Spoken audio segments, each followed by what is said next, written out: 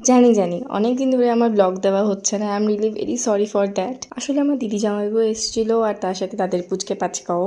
দিদির মেয়ে খুব ছোট বলে খুব বিজি হয়ে গেছিলাম ওকে নিয়ে আমি, বাট এখন থেকে রেগুলারলি আমি ব্লগ দেওয়ার চেষ্টা করবো। So hey public, welcome back to my channel, this is me Suku. দিদি জামাইবাবু এসে ঘুরতে কেন যাবো না, অবভিয়াসলি গেছিলাম দিদির শ্বশুর বাড়িতে।